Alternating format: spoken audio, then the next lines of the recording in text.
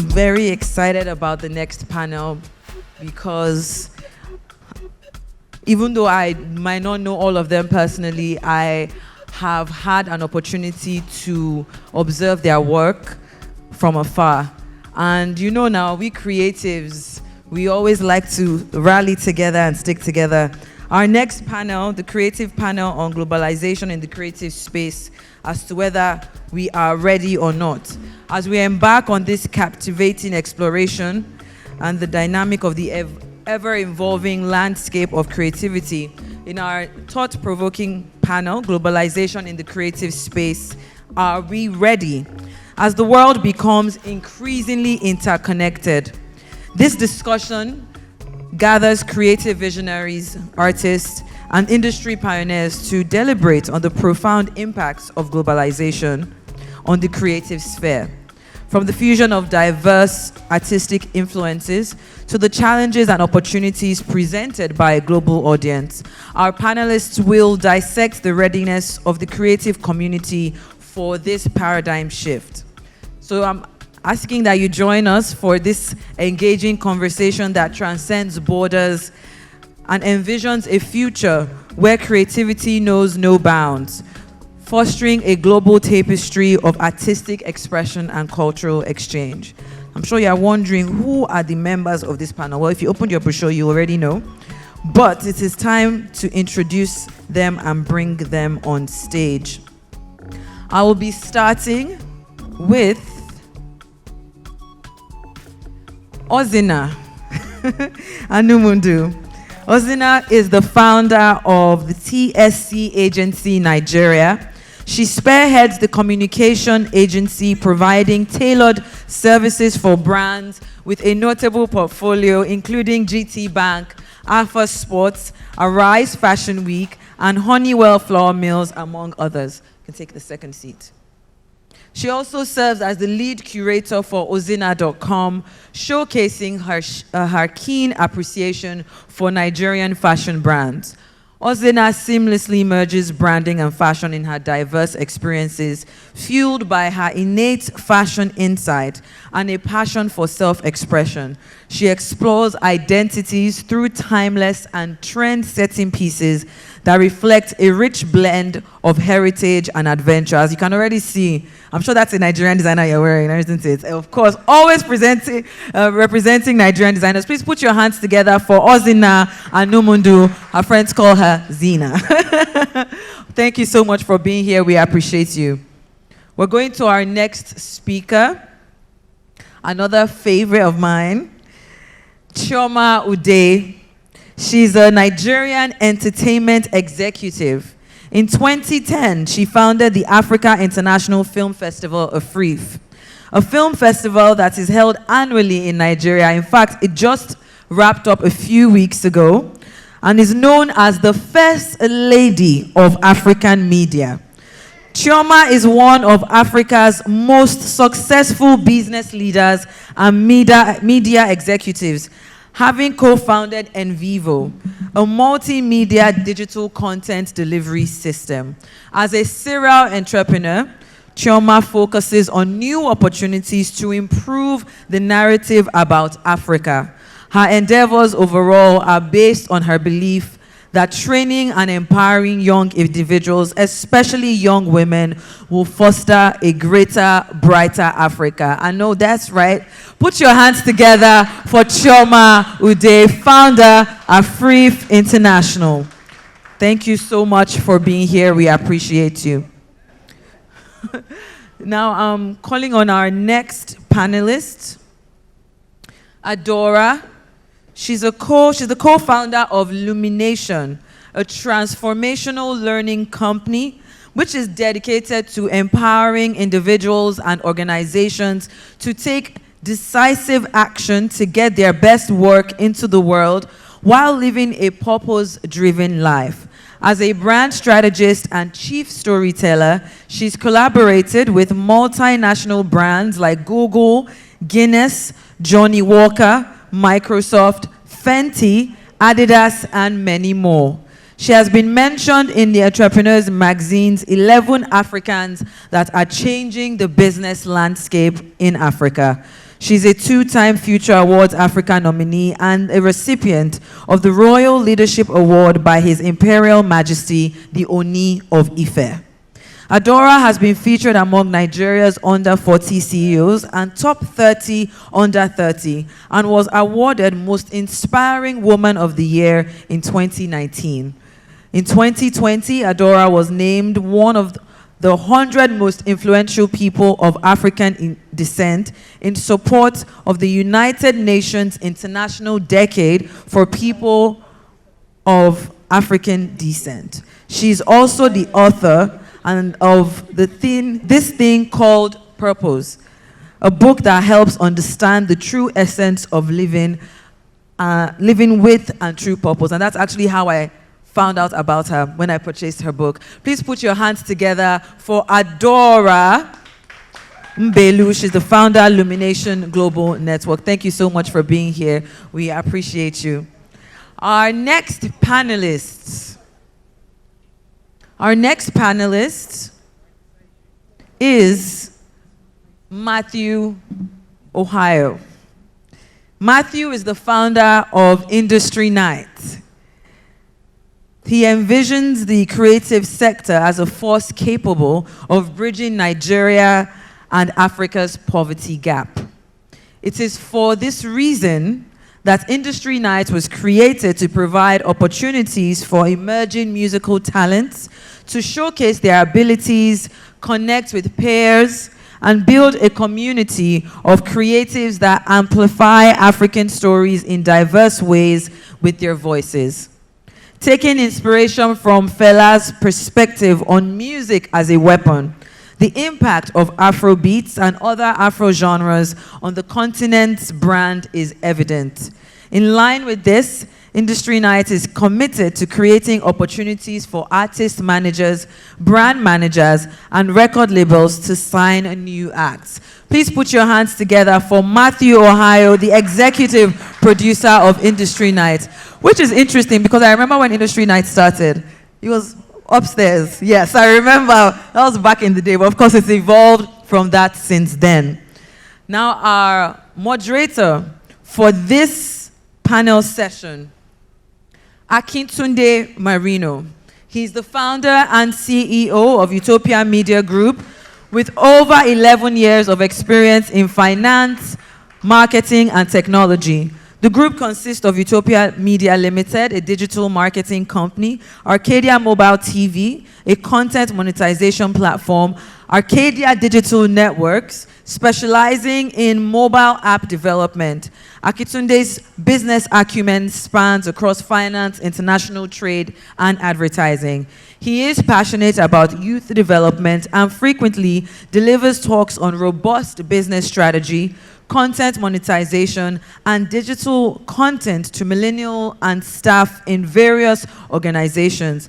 And also that found him pioneering Spark Magazine, the digital arm of Business Day newspaper, where he leads as the Chief Operations Officer. If you could please put your hands together for Akintunde Marinho, CEO, Utopia Media Group, and I'm proud to also call him my friend. I'm going to pass the baton to you now so you can take it away, and we're looking forward to. Don't forget, if you run over the time, what's the price? 1 cow, 400K. No problem. How long do I have? You have 45. Okay, that's fine. Okay. Hello. Welcome, everybody. So our topic today is globalization in the creative space. Are we ready?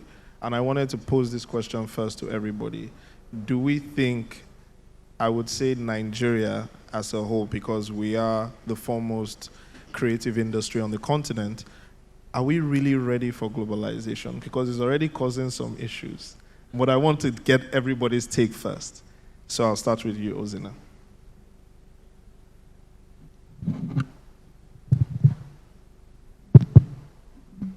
Good evening, everyone. Straight to your question, are we ready? I feel like Nigerians are always somewhat born ready. We are always ready to just take opportunities and make the most of it, especially in the creative industry, right? Where with the power of social media and, you know, in the creative space, entertainment, fashion, music, theater, etc. I think we're a little overwhelmed with it, but we're definitely ready for it. Chioma. Hello, everyone. I choose to say different, of course. I don't feel we're ready. We're positioning ourselves to be ready. We're far from ready in the film industry.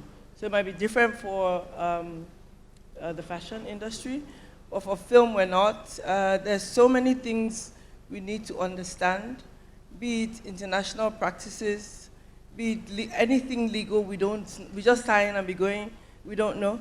Confidentiality, structure.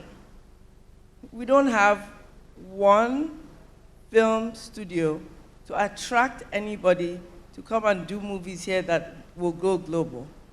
But on the other hand, we're very, we're tenacious, we're gritty people, we dig into it, and so we're doing the best we know how to, but going global is a different, totally different story. Thank you. Adora.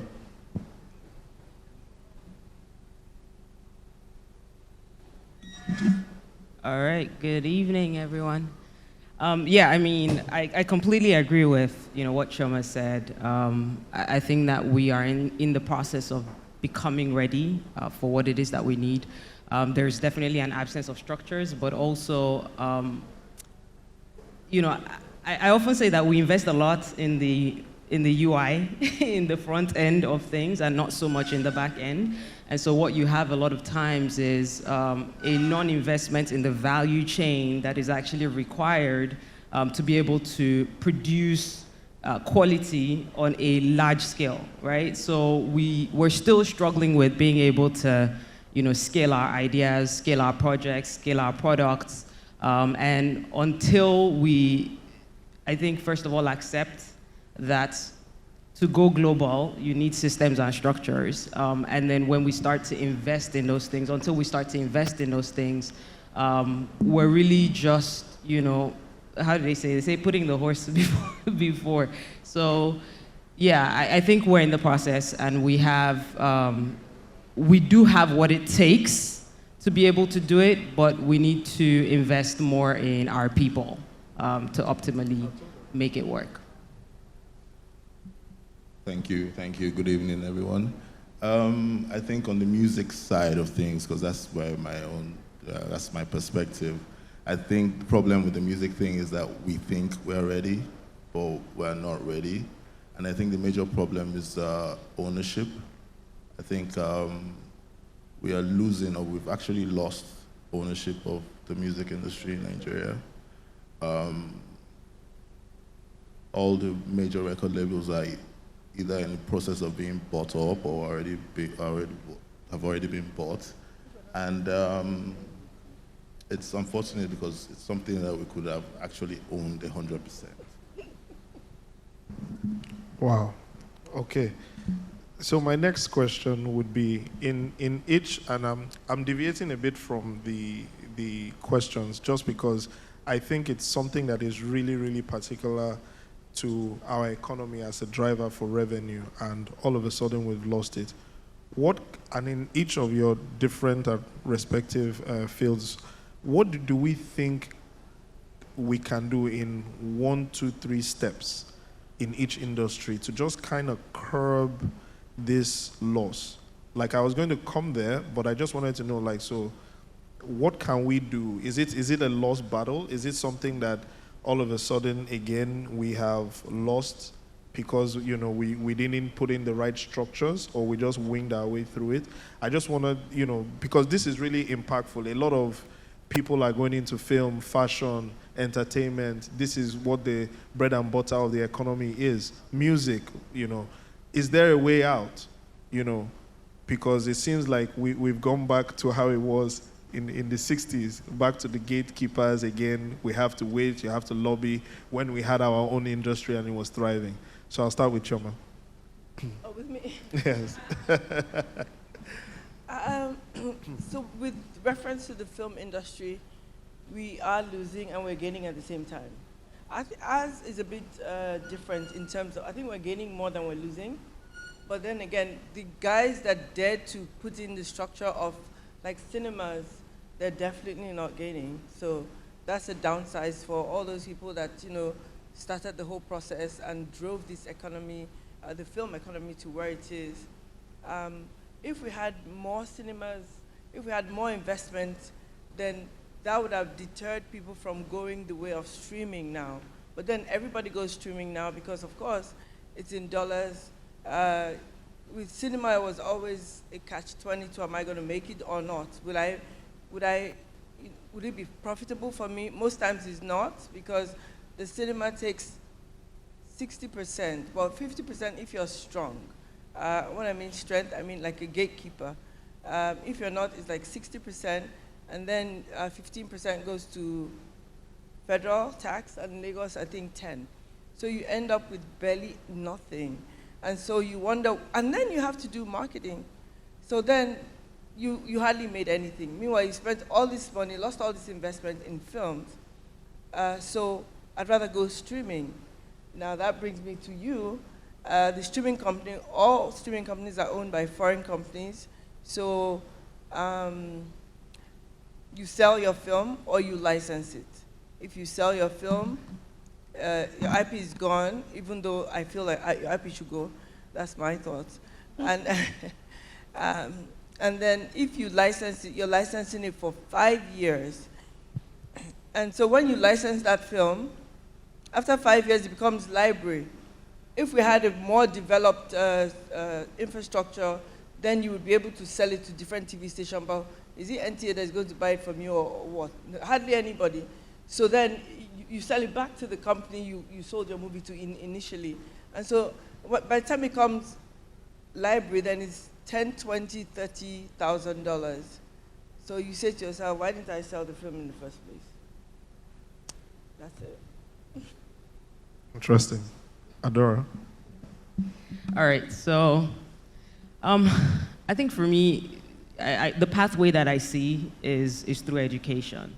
And I say that because that's a space that I'm deeply passionate about, is capacity building. And education from a place of understanding both soft skills and the hard skills. One of the things that I definitely find a lot in the creative space is a lot of people who believe that they're the best at what they do, that they're really great at what they do, and not necessarily, I found there to be a lack of transferable skill. I find that people, they just know how to do this thing because they've been thrown into it and, out of either survival or just, my friend is doing it, so I'll just learn and figure out how to do it myself. But the challenge that we have with that is it's not replicable, right? So you have a lot of creative people who can't make a science of what they do enough to be able to, transfer it. And then you have a lot of the people who do get these grants for creative education just being so focused on like quantity versus quality. So they'll say they trained people in 2 weeks on something that is impossible to train in 2 weeks, but they'll tell you I trained 20,000 people, and I'm like, how? So we have a lot of mediocre talent. I mean, and whenever I say this, people sometimes get offended. But for me, that has been my experience, and especially because for the nature of my job, I work a lot with people in the global space. And I can see sometimes the difference, right, in the way that, in the skill sets that, we have in the creative sector. That being said, again, I think that it is something that we need to just heavily focus on and invest in. Just being able to. We talked about globalization, so it's like being able to figure out how to bridge the gap between the industry here, the creative industry here, and the creative industry in other markets. Not just from a let's collaborate perspective, but also from a let's learn. Right? Let's learn how you do it. Because I'll tell you this, majority of the phenomenal creative projects that you see that come out from Nigeria, and I'm not talking about just film or music, right? If you look at the value, I always go back to the value chain because the UI is the Nigerian. The value chain is not the Nigerian, not Nigerians for most of these things. You know, I remember when I moved back to Nigeria in 2009, and I remember, you know, I worked on all the top TV projects at the time. I worked on Nigerian Idol, Nigeria's Got Talent, X Factor, all of those shows. And every single time we had those shows, we had a majority of our crew was South African, right? So we would bring in South Africans. We will have Nigerians in certain roles, but you would not trust the Nigerians to be in certain roles. Why? Skill and mindset.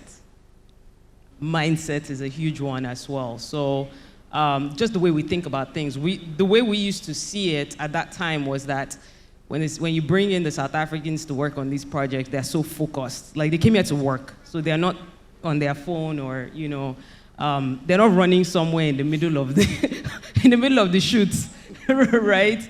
And I'm not saying that to say that we don't have capacity to learn these things. I tell you this, I'm a huge proponent of Nigeria and Africa, and that's why I'm here. But I feel that we need to first accept the reality and stop carrying our shoulders so much. And then when you accept the reality, then you can fix the problem, and you're actually sitting in a position of learning.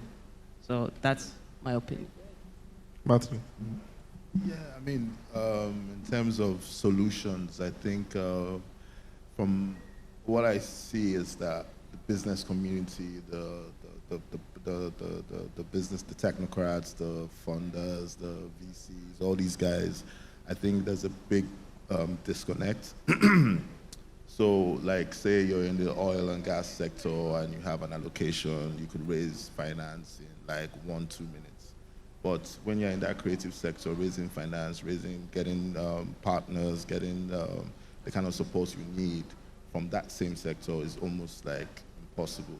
So I think like the business community needs to be educated, or needs to be like lobbied on to really put more attention, you know, like the PwCs, the kind of people that we had speaking earlier on today.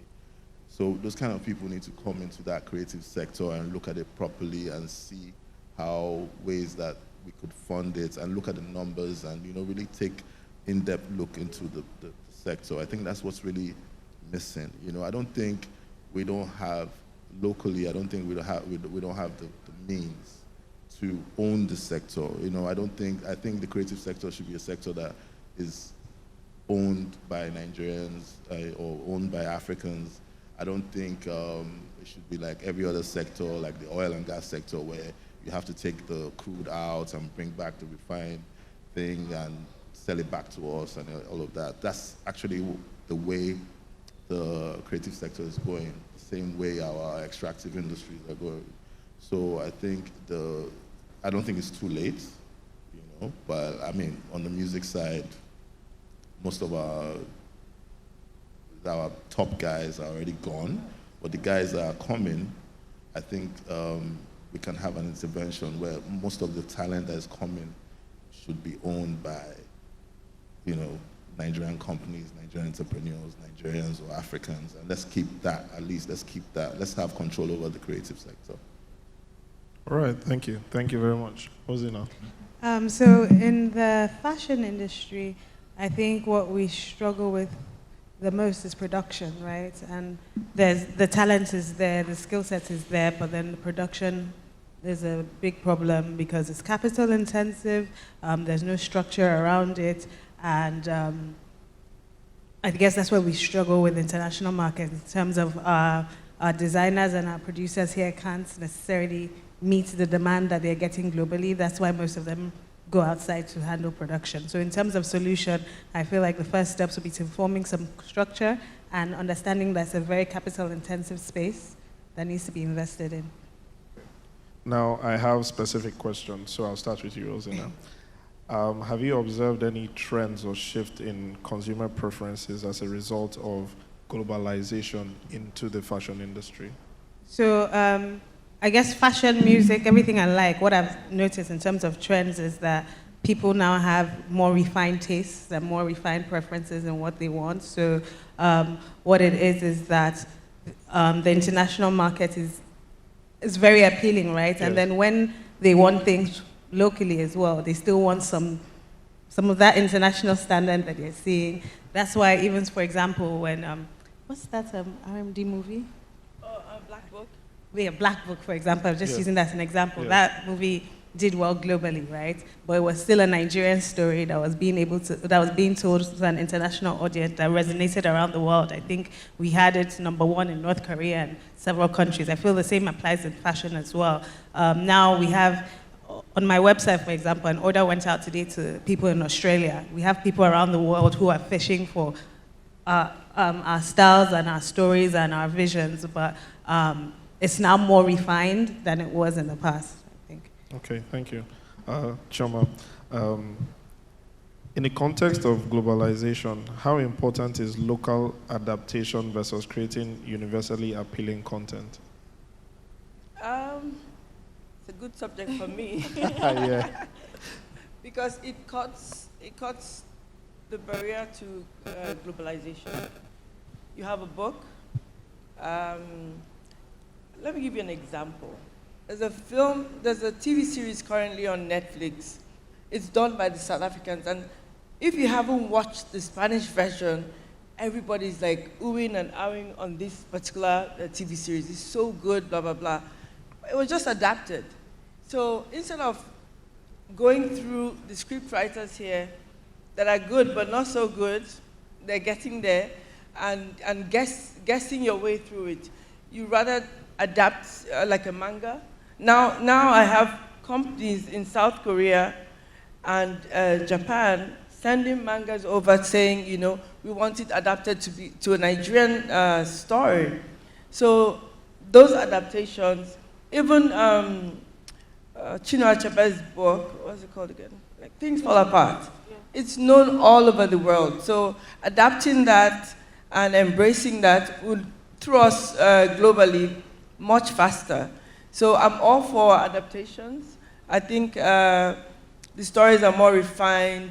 Already they're out in the world. So I'll give you an example of Chinua Achebe's book that has been taught in so many universities. A movie coming out of that book will be well received because it has an audience already.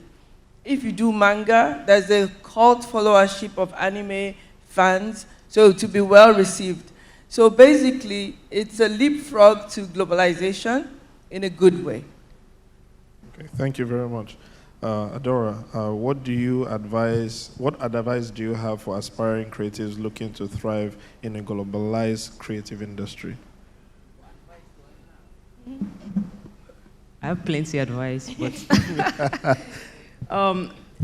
the first one I'll say is exactly what I was talking about, which is upskilling. Invest time upskilling. The Japanese have a concept of Kaizen, which translates as continuous improvement, infinite possibilities. I think that when you take a stance of lifelong learning as a young creative and not close your mind to feeling like you're an expert, I think there's just so much potential to be able to become better and better and better, and to be able to collaborate on a global scale. So that's definitely my first one. The second one is, build a personal brand in whatever way that you can. Authentically, right? So I'm all for building a personal brand, and I say that because, again, the world has become smaller because you can pretty much, like now, if I have an idea, right, I have an expansive worldview and an expansive mindset about that idea. Like you no longer have to go from champion of Lagos to champion of Nigeria to champion of West Africa to champion of Africa to the rest of the world, right? Now you can literally go, boom, straight to global because you have access. But what I find is, people are always looking for your track record. Right? People are always looking for who it is that you are, what it is that other people say about you, how it is that you position yourself. The world has transitioned into a storytelling world, right? So tell your story authentically, position yourself, position a brand that allows you to be able to contact or connect with anybody in any market and say, hey, I want to work on this with you, and this is why I want to. They're going to check you out. Right? And so that, I would definitely say upskilling and positioning in a way that allows you to stand forward, not necessarily stand out, but stand forward. All right, thank you very much. Matthew, do you believe that globalization has leveled the playing field for creative in the music industry, or are there still challenges to be addressed? Like it's a double-edged sword. So like I said earlier, globalization has helped, definitely. I mean, we all saw Portable at the British Fashion Awards. That was hilarious. I mean, if that's not globalization, I don't know what that is, whatever. So, in the sense that, I mean, a guy in the Solo can go on the laptop, produce music, put it online, and a guy in Tokyo can stream it. So yes, it's helped. But going back to what I was saying earlier, it's not a level playing field, because we don't have the resources, we don't have the finances, we don't have the structure to own this music, So we have the big record labels just coming and buying everybody out, and for chicken change, basically. So I don't think it has leveled the playing field, but definitely there's some advantages. All right, thank you very much. I'm coming. Okay, this question is for Chioma. Can you share an experience where collaborating with creatives from different parts of the world or Africa enhanced the outcome of a project? This would be my best question, because I run the Africa International Film Festival, and is arguably the... It is the biggest film festival in Africa. Thank you very much. And so we have so many people coming from different parts of the world into the festival. And we have these panels every day. We run out of panels because there's so many, and we run out of hours. And so when the panels are over, we have our networking sessions, which we call our parties, and the conversations continue. So first of all, you find the Rwandans. I had a conversation with a couple of them, not just me, just marveled at how fast we produce. Then you have the people from Senegal, who their work is so good. I mean, they pay attention to details. But they make maybe let me just say 100 films a year, while we make 2,000, and they can't understand it. We find out that they sit and wait for grants, while we go and look for the money. And so all these conversations we keep having every night, every day, brings us closer. And also, we learn from those different conversations. It's such a potpourri of thoughts, minds, what we've done. There's this American guy who he was watching his friend's Instagram, and she was in the festival. She came from America too. And he called her and says, I'm flying in. He came in the next day. He's one of the top executive producers of, name it, so many TV series in America. So he sat down and made sure he met so many producers, so many actors. It was like a job for him, just finding out the mindset, what we need to upskill, what do we need, what does he need to do. The stories are so many, but basically, I can't keep abreast with all the positives that happen in the festival, because we all come together. It's just a confluence of minds from different cultures, ethnicities, and the festival is just my classic example. I don't know that I explained it well, but I don't know. I hope I did. Okay. So I know that the audience is a lot engaged with our panel, and I just wanted to find out if there are any questions that anybody would have to engage with any of the panelists before we continue. Anybody? Any question? Don't be shy. Any question?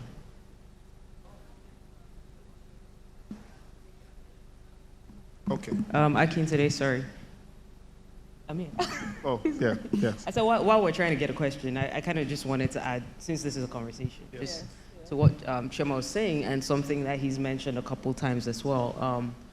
You know, he talked about the funding, and I hear funding all the time as a reason why our creative sector is not as robust as it should be, right? And I think that I think the challenge is a lack of collaboration. That's why I absolutely love what AFRIFF does, right? The truth is, you have so many investors who are coming into this market, but because everyone's operating in silos, everyone's fighting for the same thing, right? I find that the stakeholders, I was speaking at an event, well, I asked a question at an event a couple weeks ago, and then it turned into me delivering a collaboration lecture. And because all the stakeholders, all the key stakeholders in the music industry were at that event, and the conversation was about collaboration. And I was very upset because I said to them, I've heard this collaboration thing so many times, but the truth is all of you in this room cannot stand each other when you step out of this room. And the challenge you have with that is that the table becomes smaller. You want to play against the big giants, you have to have the heavy hitters on the same table. But when you're diluting the funding, and you know, one guy comes into the room and says he's trying to invest in this particular thing, and there are 20 of us who are fighting for his money. And in fact, those of you in the room are really wasting your time fighting because he's going for dinner later on with the person he's giving the money to, right? If we continue to play that game, we'll continue to play small. If we get to the point where we can put our egos on the back burner and say, look, like, we need to sit on a table that is bigger, right? I think we'll be able to, I believe that we'll be able to hack some of these funding challenges that we're complaining about. Let me speak. Yes, I was even going to ask, so I'm going to ask a specific question to Chioma. So, I am in the content space. I've been doing it for a while. Okay. I believe funding is a myth. I believe funding is a myth, especially when it comes to content. You know, people will tell you, oh, invest in this amount of content and you'll get this. Is there a template? Now, I'm not talking about, obviously, there are the gatekeepers that if you go and meet the gatekeepers, blah, blah, blah, yeah, I know that. But I'm just saying it for the viewers watching at home, the small content creators that, you know, haven't blown on Instagram yet. Is there a blueprint? Do A, B, C. Then I'll ask Matthew too. I'll ask Adora. Just steps, you know, I'll ask you too. Like, how do you do this? Because the question they always ask is how. Like, we're sitting here because we know what we've been through to get here. But for them, I don't think they are built like us because you need a certain type of backbone to just keep going and not, you know, I mean, yeah. So I wanted to ask, is there a blueprint? For getting money or for making content that would sell? Both. For making money, so the theme this year, of course, was Indigenous Going Global, but I spoke a lot to community over competition, which is what she's talking about, that collaboration. The guys bringing in the money, they see us. Of course, they've already planned before they come into Nigeria. They want to see us fight or not fight. And so when we start fighting, they generally just pick someone and go with that person. But when we collaborate, then, you know, it becomes so much easier.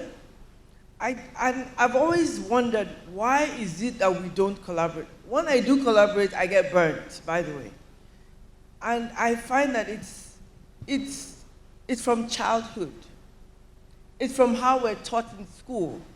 It's about how we see the country. It's about the economics of Nigeria. Are you from a polygamous home? Are you from? There's so many reasons why we will not collaborate well. But when we do decide to collaborate, you will get so much. I mean, I believe there's a lot of money, by the way, a lot. And you can get it. So for the people that are out there, their names are known, it's an easier discussion. For the people who are not known, you can collaborate with the people getting the money to. So for me, it's about, okay, the gatekeeper, go get the money. We live in a different society. Get the money, but then how are you spreading it? How are you growing the next person? What are you doing to contribute to that person's success? And you can. You can get money for 10 films. Literally. Do 5 and get all these other kids that are doing very well but can't showcase themselves because they don't have the money, and you collaborate with them and make those films. So you co-own the films with them. It shouldn't be about one person all the freaking time. It's so annoying. But then again, back to how you make your films. I aggregate for one of the streaming platforms, so I generally see what they ask for. Now, it works, actually, it does work. So, streaming is on the net. So first of all, they check to see who is playing hard on the net.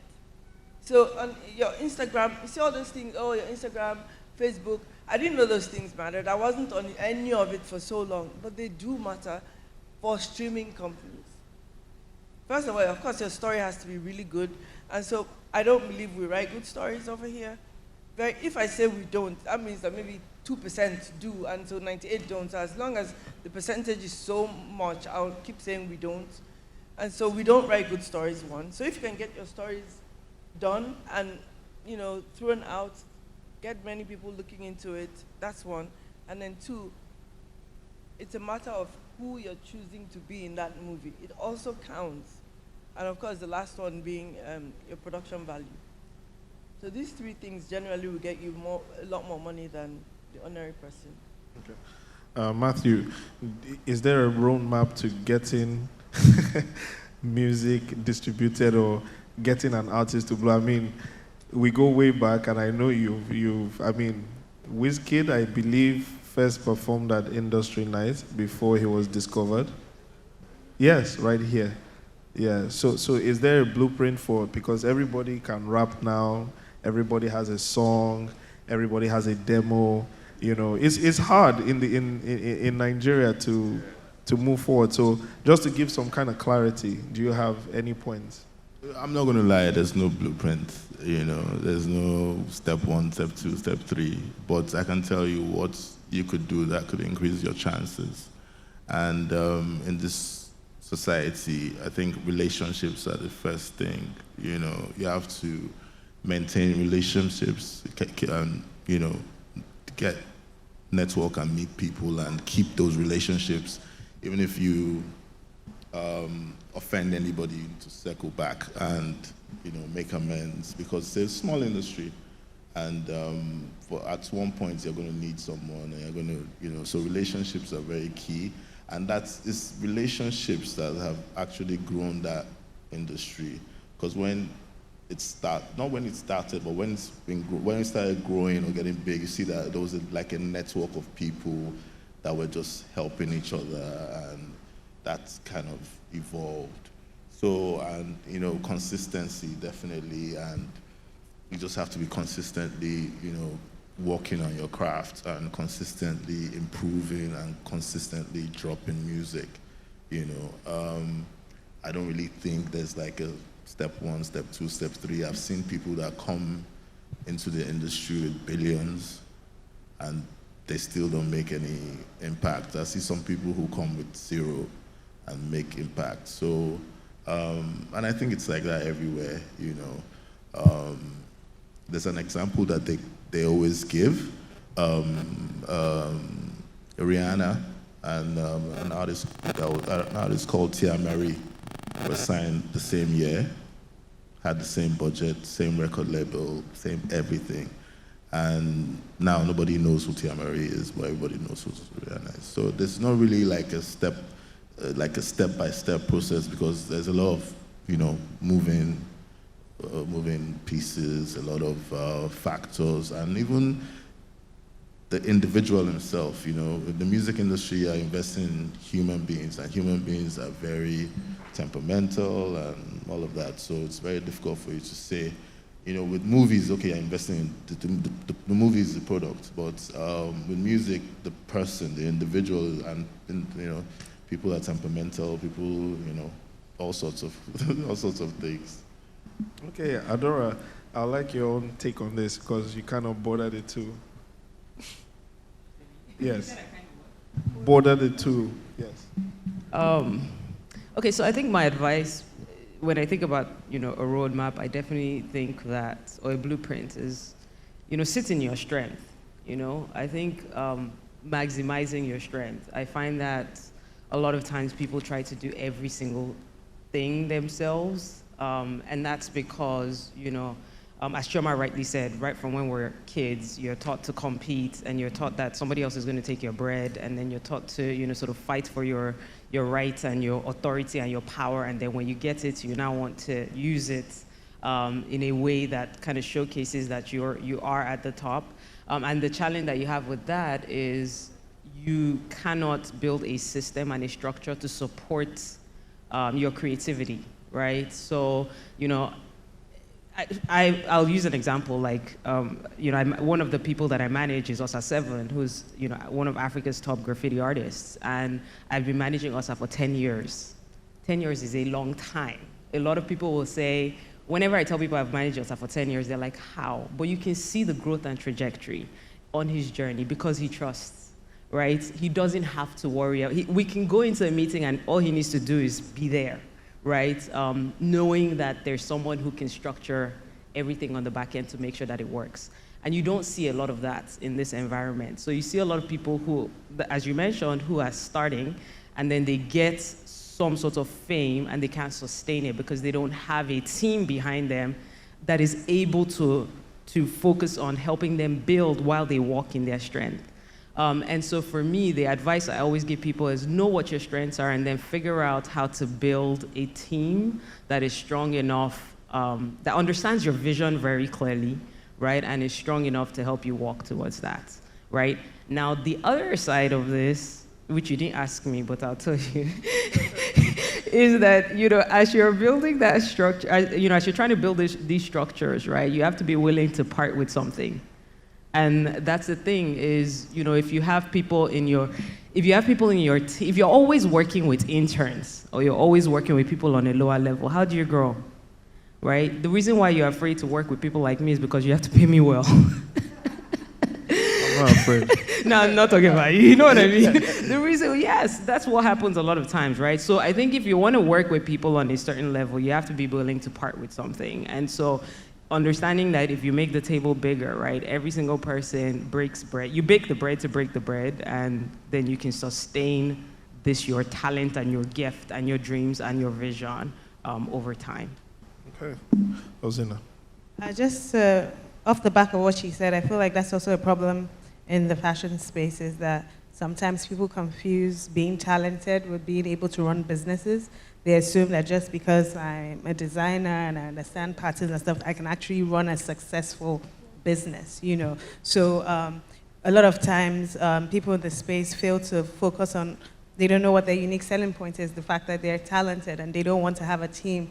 Their businesses function around them. People forget that they're selling product and just see it more as themselves as individuals. And so for me, that's something I'd also say, kind of what she's saying as well. Also, the whole conversation about community versus competition. So for example, I can just give an example. A designer reached out to me yesterday or 2 days ago, and she was saying how she's noticed certain designers use Asian tailors, right? But she knows for a fact that they're never going to share or never going to tell. And I'm like, it might even be more cost effective if you all come together and you're working together. Abroad, a lot of companies use the same production and the same factories, but here they're so terrified, like, no, if this person does, it's very small-minded. They're just so stuck in their ways, and if you look in the long run, you're actually limiting yourself. So collaboration is definitely key, and also understanding that you need a team. You cannot just be an individual running a business. So I want to ask a question about that. If it is really so, the answer is collaboration, are we so stuck in our ways that you don't think we would? Yes, it's literally that, and also I guess the fear around collaboration when there's no structures, there's no protection. You just feel like if I collaborate with the next person, what if they rob me of my business? What if they, so that is part of the issue, the fact that there's no structure, there's no protection, and they don't feel safe.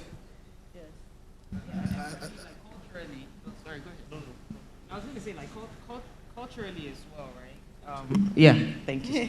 Culturally, right, like we tend to celebrate the talent, right? We don't celebrate the value chain. Yeah. Like when I think about, I'll use an example, Tennessee, right? Like, you know, I remember going to Tennessee and, you know, just seeing, so they take, when you go on a tour around Tennessee, right, like they take you through these different houses that are owned by, you know, millionaires in the US, and they tell you whose house is what, right? And you have all these guys who are songwriters, audio engineer, who are millionaires, right, in America. They're not the talent, you don't need to know them. They live in Tennessee. They don't need to be known, right? But they are living their lives the way that they want to live their lives, and they are contributing their talents and their gift. Here in Africa, everybody must be the star. If you're not the star, people do not know how to work behind the scenes. It's hard for them to be two stars in the same room. I tell young creative people all the time, right? Creative people say to me, young people, I mean, you know, that want me to mentor them or, you know, talk to me about stuff. I say to them, I'm like, look, I spent several years behind the scenes. That's why I can sit on a stage and have conversation about anything you throw at me, because I have experience. I don't need to speak from head knowledge. I don't need to cram anything. I'm speaking from a place of experience because I have worked the work, right? And when I was working the work, I was not a personal brand. I was nowhere in the front. Nobody knew who I was, right? But I've invested. And I think you have to be willing and okay with investing in it. There are people's dreams that I work on now that nobody will ever know that I'm a part of these dreams because I don't need to tell you. Just know what I mean? They are the star. They need to be the star. And that's okay because I'm comfortable being a pillar. So if you can be comfortable being a pillar, right, I feel like there's just so much more. This collaboration thing is really about being a pillar. And if you can't be a pillar, forget it.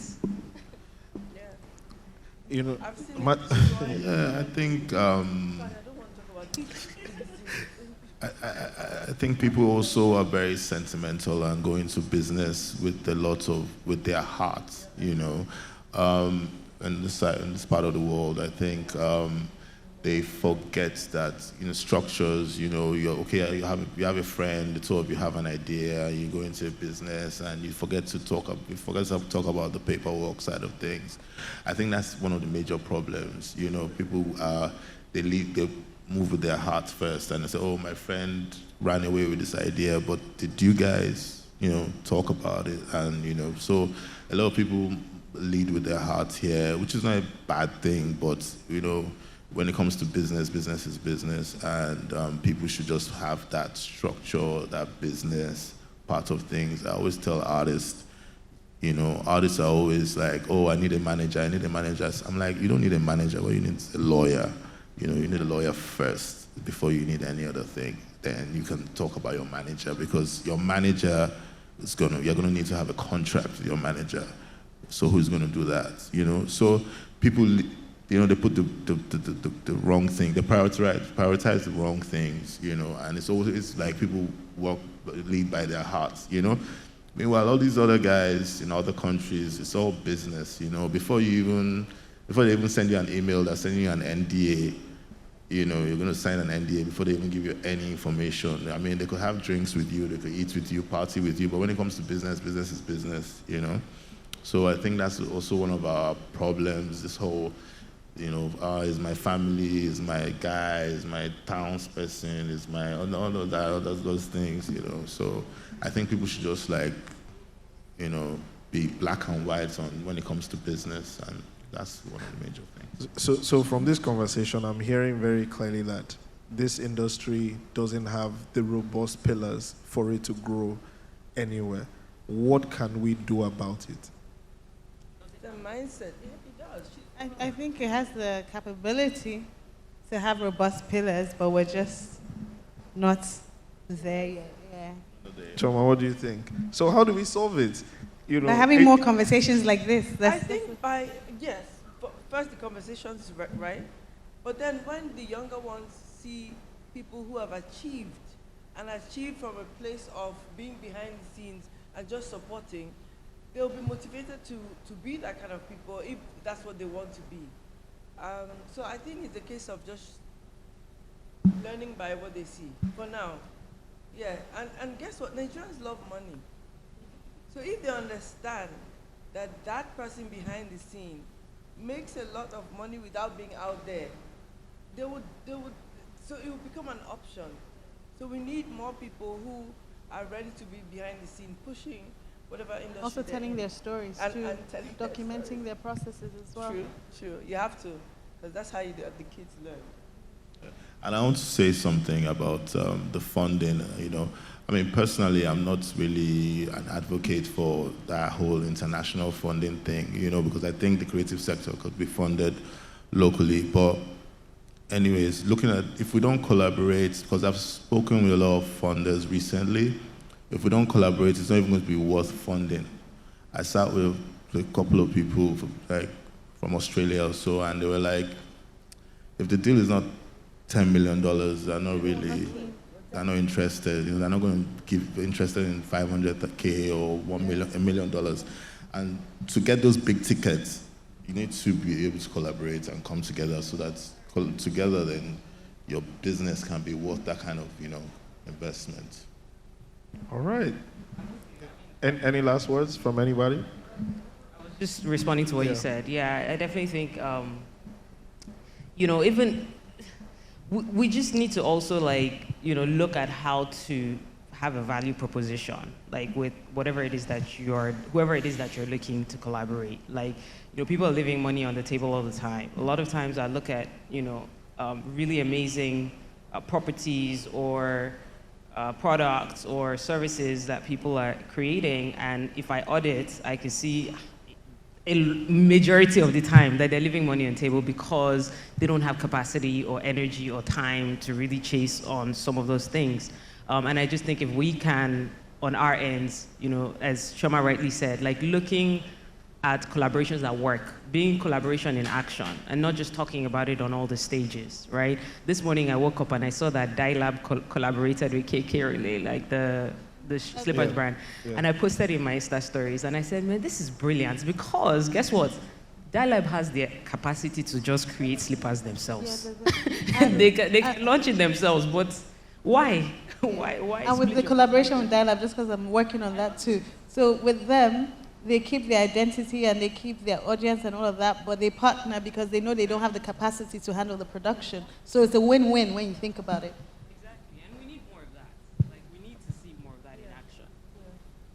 I think also it's the funders.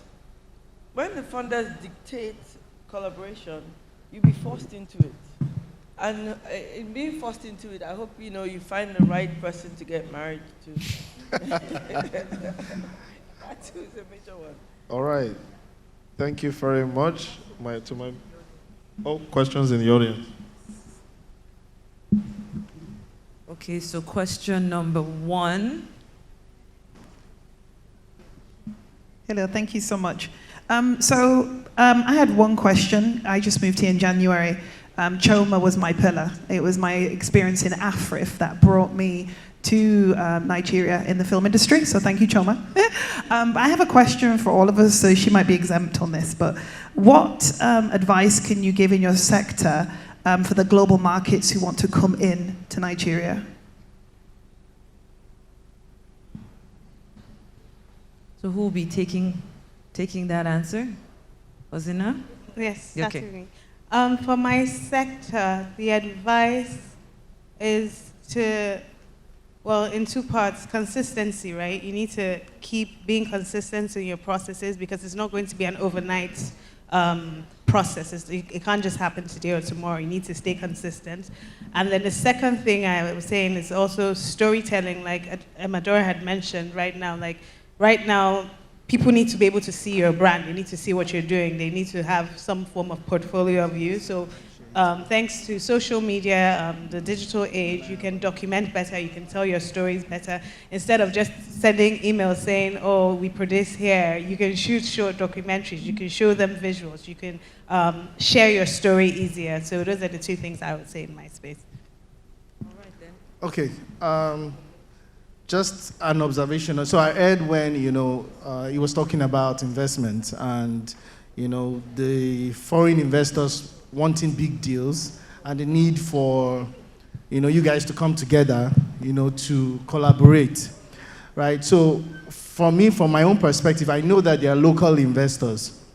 So I come from the tech community, and I know that a lot of us are looking at investing in, movies, right? We've done one or two, that are on Amazon currently, and so there are a lot of opportunities around accessing smaller capitals.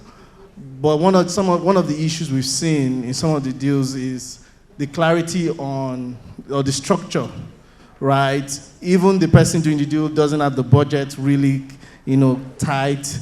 You don't have what the ROI can be, We know that it might not always go as planned, but at least to have an idea that you really have that documentation put together is usually the problem. So I just wanted to point that out, that there are investors that are interested, but it's more around putting the deals in the proper structure and making the opportunity available to people like us. All right, then. I think that was more of a suggestion than a question. We have creative panel. You guys are popping off. Okay, so question number 3. Hi, good evening. My name is Omar, and I'm a brand strategist. I've been waiting for this particular session because, it appeals very dearly to me, and I'm still trying to I'm still building depth in my career. It's something I'm really particular about. And I've been working with some startups, and I've noticed that the startup market, or like the startup industry in Nigeria, is growing, but I feel like they don't have a lot of, they don't do a lot when it comes to branding. So the ones that even try to brand looks like they're doing something very, very extraordinary. So from your years of experience, what do you think early stage startups need to learn about branding? And this question goes to Akintunde, Ozina, and Adora. I'd like to know three things you think early stage startups need to learn about branding. That's a fantastic. Are we doing ladies first this time? Okay, no, Aki, we can start. Okay.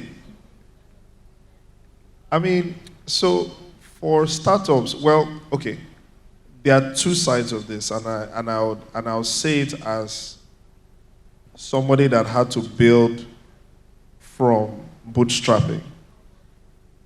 Your brand is important, but it is dependent on what life cycle you are on. Now, the problem you're facing with startups is very simple.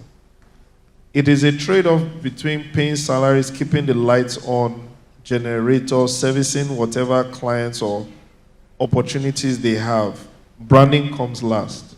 In marketing, let me just tell you, it's a passion project. You would succeed in it, but it's an uphill task, and I'll explain why. When there is a change in economy, and you have to become an economist if you are in marketing, advertising, as soon as something triggers in the economy, the first budget that is wiped off is marketing, because there is still production. If the products are on the shelves, with the customers we have, will survive. Marketing is now, do I trade off market share? It's now a schematic, you see, it's now negotiable. It's now a conversation to be had. Conversations not to be had will be things like supply chain, logistics, visibility.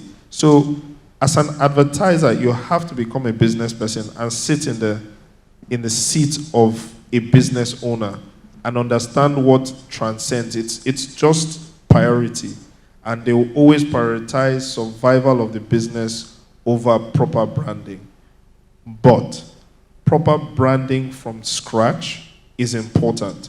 But then what you have to do is kind of build an SME toolkit. So you can say we can start with the logo. After 1 or 2 years, we can start off with social media. But what most brand strategists do is, oh no, today you start with the logo, your official email account, then you have to start running your social media. That is an ongoing cost that the owner of the business, if he understands how to run a business, will say, but I need to hire somebody. Where do I trade it off? So you have to look at it like that. It's not one size fits all. I mean, I'm talking about 14 years working with multinationals on this. Even multinationals where they understand the importance of branding. It's part of their KPIs, which is where we played. They will still tell you, oh, we are going to start very small. And that very small is a test because we don't know what we're going to find. And if multinationals with billions of dollars in investment and infrastructure want to start small, how much more a startup? That is my advice. Ozina? So my advice, first thing I would say is identify your market. As an SME and you want to do your branding, you need to understand who your focus audience is and who you're talking to. So for example, with my agency, I think we started 8 years ago. I always knew that I wanted to eventually play in the corporate space, but I knew that I was stronger in the fashion space because of my social media was growing. So I identified this market, and because of that, that was what my branding kind of focused on. That would be the first thing for me. And then the second thing I would say is also when you understand who your audience is, then amplify your voice as well for that audience. So for example, if your audience is in agriculture and social media isn't a powerful tool to speak to them at the time, do not invest so much in that because you might now feel like you're doing the wrong thing, as opposed to if your audience was in music or in fashion, where social media is an easier tool to work with. And the final thing I'd say is to stay consistent. You always want your brand to speak ahead of you. There are a lot of times I'm in meetings and people speak about my agency and they're unaware that I own the agency because the agency now has its own identity and has its own brand. And last but not the least, Adora? Off our mic. Yeah, I think for me, I'll just say one thing, which is just understanding the difference between brand and marketing. I think that a lot of people don't understand the difference between brand and marketing. Your brand essentially at the very basis, foundation is your promise. Your brand is your promise. What is it that you are promising people that you're going to deliver? And what I find with a lot of startups is they start off promising one thing, and they deviate from that promise and end up doing so many other things and wonder why people are not drawn to, why you're not retaining customers, right? And the reason you're not retaining customers is because you might think that you're doing great work, but that's not why I signed up to be with you, right? So I signed up for a reason. There was something that you told me you were going to do, and as long as you don't fulfill that, I'm going to look for it somewhere else because as Ozina rightly said, the target audience wants something. That's why I came to you. I don't care that you're doing 50 things. That's great. I appreciate it. Thank you so much. But you see that speed that I signed up with you for. That's what I want. So I often use the example of, take, for example, 2 fashion designers, right? So you would have someone like a Maya Tafo, right, who will do quality work, but will not give you your clothes in 1 week, right? Because he's telling you, my promise is, when you get these clothes, it'll be amazing, you will love it, the finishing will be great. You have another fashion designer, AKA, Mama Perpetua, because there's a new series I just watched on Netflix, but I'm just saying, right? So you have a Mama Perpetua who will promise you speed. So she'll tell you, for example, you don't expect me to give you very beautiful finishing, but what I'll give you is speed, which means if you get your Ashwebi on Friday nights, right? I can deliver it to you 100% for sure by Monday, right? And she plays within her promise field. That's what I think that more startups and more people, SMEs, organizations need to be doing. I find that a lot of the companies spend so much money on the marketing without having figured out the foundation, so the brand is not effective. Like, what story are they telling? You talked about story, for example. Most people are they don't know what story they are telling. They're doing copy and paste. Let me tell you, yesterday, I ran an interview for a bunch of graphic designers because I was trying to hire some new guys. They sent in their portfolios, I looked at the portfolios. They came in yesterday, and the same thing I said to all of them. I was like, look, I look at your portfolio, and it literally looks like copy and paste of the next guy's portfolio. And the reason why is because most of them have worked on like tech startups. And what the tech startups do, and even the banks do, is the brand guys tell their team, see what that guy is doing, just copies, put our logo, change the color, right? So all their portfolios are the same. Like, I can't tell the difference, right? Nobody's standing forward, which is why when I was speaking before, I said it's not about standing out. You can stand out all you want, but you stand forward. And what do I mean by that? It's decisive advantage. Stand in a position where people choose you before they even engage with all this pizzazz of all the marketing. Before they even get to the marketing, they just trust your brand. I walk into a supermarket, I walk into a ShopRite, for example, right? You have all these, the promoters who start trying to grab you to buy certain things. You know what the product you're buying before you even get there. That's decisive advantage. That's standing forward. I've made a decision as a customer that I'm going to choose this person. So it doesn't matter how many options you present to me, I'm choosing them. So as a startup, as a personal brand, as an individual, as an organization, as a product, whatever the case, like continuously just figuring out what really is my brand promise and living out that brand promise over and over again, that people choose you every time, and you're never afraid to step into a space and think that somebody else will be chosen because your brand precedes you, not your marketing. That would be my suggestion. Thank you so much for that. We actually have one more question. Hi, good evening, everyone. So I want to ask particularly about foundational creative education and how that plays out in the creative space. We see the creative space as the next big thing after tech, right?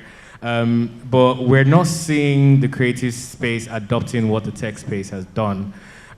We see a lot of Netflix movies. I mean, the space is already fragmented now, where you can start your own YouTube page, have 5 people in a house, and do a movie in a couple of hours, and put it on YouTube and have a couple of millions of views if you have good content. But we're not seeing the talent quality being developed in terms of like incubating talent. We don't see a lot of people get recruited from film schools. We don't see a lot of people get recruited from university departments of, what they call it now, theater arts, into mainstream movies. It's the same people, or, the criteria to getting into a big movie now doesn't require talent. It only requires networking and all that kind of stuff. So what is this group doing in terms of building proper talent, incubating talent, and even housing that whole, the whole 9 yards of talent that is required, from filmmaking to acting to movie production to design to animation, in one house? How are we incubating that talent to make sure that these guys can even leave your so-called, or whatever it is, film school or incubator, and go and start their own movie industry, or their own YouTube, channel, and actually make it out of there? No one is really doing that. And if they're doing it, it's not at scale, or at the scale that, we're supposed to be seeing it. It's not impactful. So I don't know if it's a question or if it's an idea or whatever it is, but I think we need to see that more. There's a lot of attention now in your space that people need to actually go into the real value of the filmmaking. I mean, there's money in there, but the real value is in developing the young. I'm in education, so that's why I'm passionate about this, right? And that's the next phase that I think, is going to be really big. Everyone is a startup incubator these days. They're teaching people how to code. But who's teaching people how to act movies? Who's teaching people how to produce movies the right way, where they can actually, now get funding to buy a good camera, to start a good movie and do a good movie within that incubator and really scale? So that's my question. And who's going to take that? Chioma, we're looking at you. So I'm trying to see how best to answer that question. It's not even a question. First of all, we need big studios. We really, for what you're saying, and you're saying the right thing, by the way, but we're not there yet. We're heading there, but we're not there. Now imagine if you have a big studio. In that studio, you have a training academy attached to it. They can train, they can go in and so you train in the classrooms, and then you go into the studio and you also be part of a good movie.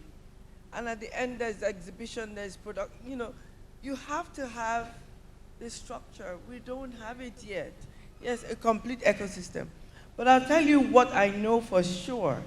It's coming. For sure. I know 2-3 people who it's like a race to the finish. It's going to happen. Next year, you'll hear it. Now, you talked about the people making YouTube movies. We have to have those. You have to have different groups or different strata of people in film. Not everybody's going to do the big movie. Not everybody's going to be going to the cinema. The YouTube guys are also doing very well. I know some people that are doing very well just doing that. It doesn't mean that they can't upskill themselves. And so I think film, really, in this whole group here, I think we're the best. No, we employ more people. There's more engagement to be an entrepreneur, really. You can shoot your own movie and do your own thing. You're out there. And there are different avenues. I don't know how many avenues to making money you have in fashion or music. But in film, there's just a million routes to making money and being somewhat independent without being the top. All right, thank you very much. It's not done. No, so I mean I like the answer, but where there's no film school, the raw talent is what I'm even just we don't have a big studio. We might not really need that, but in terms of like just that raw talent, that young kid. So say for example, you have all of those film schools, the New York Film Academy, all of that. We see in Nigeria when we use kids to act, these kids are not actors, they're not trained. This is just someone's child, probably from the cast. You just tell them, say no, say yes, or they don't really, you can see that these kids are not actors. So you don't really need, I know that those studios will come and all of that for the big films, right? But just that raw talent and knowledge transfer that just teaches, just like a fashion show. You teach a model how to walk on a runway, right? And you walk and you tell her to walk this way. In the same way, we can start to teach people how to, because some of our actors are really, really bad. Yeah. We do have those. We really do have those. Yeah, at scale is what I'm saying. Yeah. But what Adora says, they train for 2 weeks and they think that's it. We have a lot of people that train. To what capacity? Is it mediocre? Is it high quality? But do you have people that are training constantly? Yes, there are. We just need to upskill in a good way, because we can.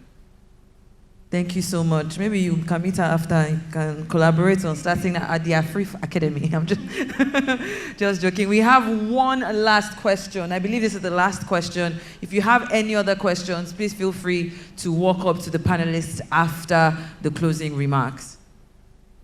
Good evening, everybody. My question is directed at Matthew. Hi. So my question is, the trajectory of the music industry now, do you think it is sustainable and scalable in the way that it is going? So for context, it's Lagos in December, and half of the people that I know are like, I'm not going for any concerts because the space, the sound, it's not really great.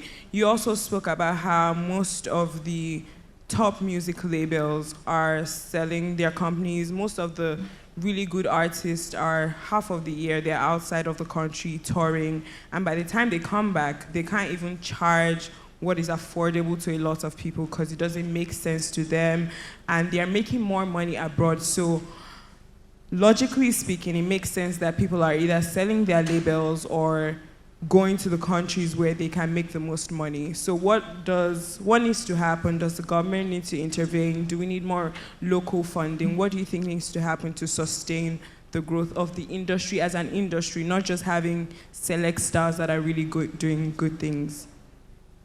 Well,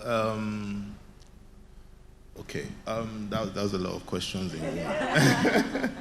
That was a lot of questions in one, but let me address the concert thing, because like the concert is really where I operate. And yes, The guys are overcharging. They're actually charging themselves out of the market, and they're doing themselves a disservice because this is the market that actually put them where they are, and they need to come back.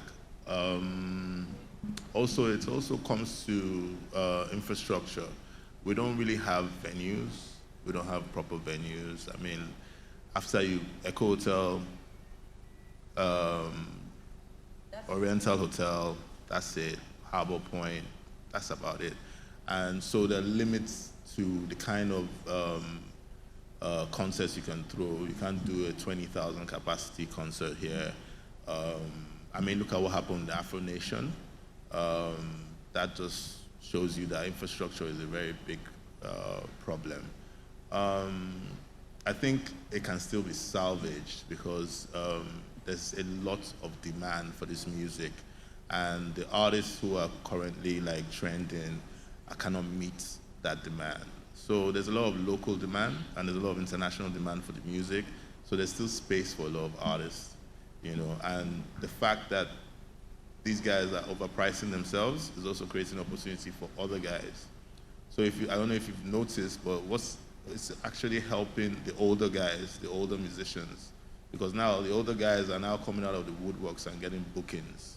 So it helps. So it's just more, it's a bigger market and it's more opportunities. So I think what we really need, we need more platforms like Industry Nights, more platforms to discover artists, more platforms to fund artists. How can people access funding with their IP, with their music, you know? In other parts of the world, you can use your music to access money, just the same way you can use your house to access money, loans. So I think those opportunities are still there. I think the financial sector still has to find a way to understand the industry and take advantage of it, because there's a lot of money in music. I think the musicians are making more money than the actors, for sure. Yeah. No, but to be honest, you know, like if you look at one artist, there's a whole ecosystem. One artist has a producer, sound engineer, graphic guy, stylist. With the music, the music actually touches every aspect because of the creativity. Yeah, well, so does film, because film uses music and all of that. So I mean, yeah, there's a lot of opportunity, and it's very, very viable. I think we just need more pipelines so we can get more artists out there and discover more artists. All right, thank you very much, everybody. Matthew, Ozina, Chioma, and Adora. Thank you all very much. Yeah. All right, before you leave the stage, you've grilled their lives. It's okay. But before they leave the stage, please, you can just come forward for a picture session. Media, photos, videos, any photos you want to take, please take it now. Very, very engaging panel session. Thank you so much for being here with us and staying with us till the very end. 15 more seconds. Yes. Click, click.